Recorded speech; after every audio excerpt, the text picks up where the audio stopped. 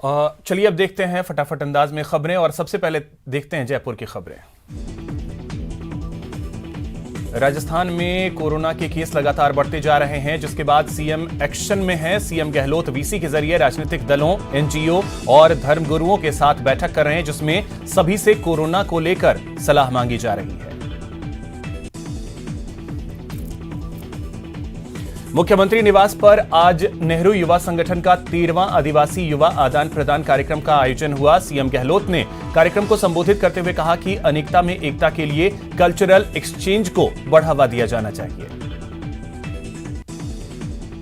Mission 2023 को लेकर BJP action में है। इसी कड़ी में आज प्रदेश भर में पार्टी ने मंडल चलो अभियान का आगाज किया। इस दौरान प्रदेश अध्यक्ष सतीश पूनिया समेत वरिष्ठ नेताओं ने कार्यकर्ताओं को जीत का मंत्र दिया।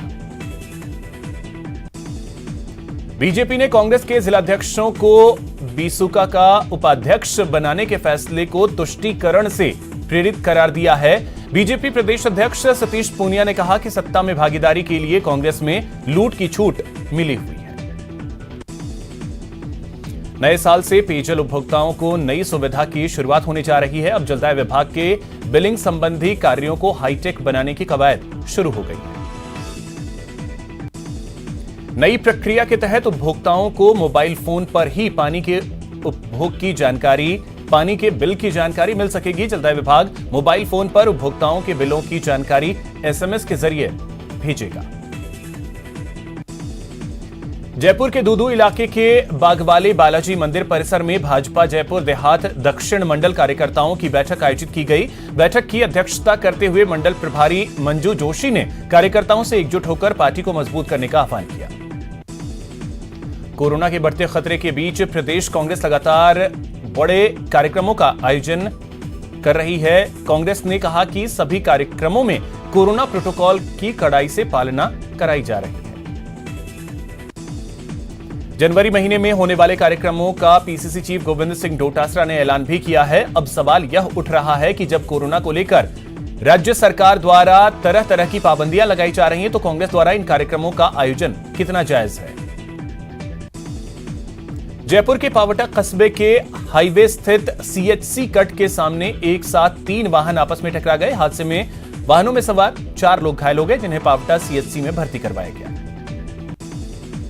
15 से 18 साल के उम्र के बच्चों के लिए वैक्सीनेशन का महाअभियान शुरू होने जा रहा है। कोचिंग सिटी कोटा इसके लिए पूरी तरह से तैयार है, क्योंकि देश भर से कोचिंग करने के लिए बच्चे यहां पहुंचते हैं। कोटा में करीब 1,54,000 बच्चे ऐसे हैं जो 15 से 18 साल के एज ग्रुप में आते हैं, जिन्हें वैक्सीन लगाने का काम कल से शुरू होगा। कोटा में वैक्सीनेशन के लिए 50 सेंटर बनाए गए हैं, जहां ये वैक्सीन लगाई जाएगी। वैक्सीन के लिए रजिस्ट्रेशन की प्रक्रिया को बेहद आसान बनाया गया है। लोकसभा अध्यक्ष ओम बिरला कोटा दौरे पर हैं और आम लोगों की समस्याओं को लगातार सुन रहे हैं। साथ ही उनकी समस्याओं का ऑन द स्पॉट निराकरण भी कर रहे हैं। लोकसभा अध्यक्ष ओम बिरला ने कहा, लगातार पूरे देश में कोरोना फैल रहा है। जनता से अपील की कि लोग कोविड गाइडलाइन का पालन करें। लोकसभा स्पीकर के सौगात से छोटे स्टेशन से यात्रा करने वाले यात्रियों को लाभ मिलेगा। साथ ही आज इस वक्त यूथ हॉस्टल का उन्होंने शिलान्यास भी किया है। कोटा में कोरोना के एक्टिव केस का आंकड़ा 40 के पार पहुंच गया है। शनिवार शाम आई रिपोर्ट में कोरोना के 13 नए मामले सामने आए। कोटा में नए साल पर जश्न मनाकर लौटते वक्त दोस्तों के साथ एक युवक को बाइक रेसिंग करना भारी पड़ गया। रेसिंग के दौरान युवक की बाइक सड़क पर खड़ी कार से टकरा गई। इस हादसे में युवक गंभीर रूप से घायल हो गया। कोटा के उद्योग नगर थाना इलाके में एक युवक को दोस्तों के साथ नए साल का जश्न मनाना भारी पड़ गया। शराब के नशे में मामूली कहासुनी पर उसके दोस्तों ने लोहे के सरिये से उसकी पिटाई की। कोटा के एमबीएस अस्पताल में 3 दिनों से भर्ती महिला की मौत हो गई। 29 दिसंबर को केलवाड़ा में वाहन की चपेट में आने से महिला गंभीर रूप से घायल हो गई थी। अब देखते हैं अजमेर की खबरें। अजमेर के सावित्री गवर्नमेंट गर्ल्स स्कूल में 7 दिवसीय एनएसएस कैंप के तहत छात्राएं सुभाष उद्यान का शैक्षणिक भ्रमण करने पहुंची। छात्राएं हर एक घर से कोरोना वैक्सीन के संबंध में डाटा कलेक्ट कर रही हैं। जिन परिवारों ने अब तक कोरोना वैक्सीन नहीं लगाई है, उन्हें वैक्सीन लगाने के लिए जागरूक किया जा रहा है।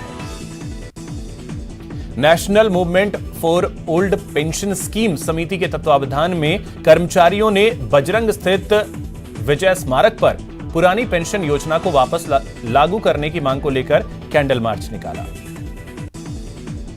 अब देखते हैं जोधपुर की खबरें। जोधपुर में गाय और बैल की अनोखी तस्वीर सामने आई है, जहां गाय और बैल पलंग पर आराम से सो रहे हैं।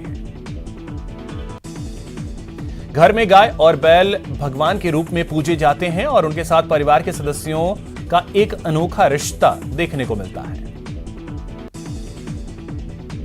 अब देखते हैं उदयपुर की खबरें। उदयपुर में बड़ा हादसा टल गया। जानकारी के मुताबिक डबोल इलाके में एलपीजी सिलेंडर से भरा एक ट्रक पलट गया, जिसके बाद 3 सिलेंडर में लीकेज हो गया। हालांकि समय रहते फायर ब्रिगेड ने स्थिति पर काबू कर लिया।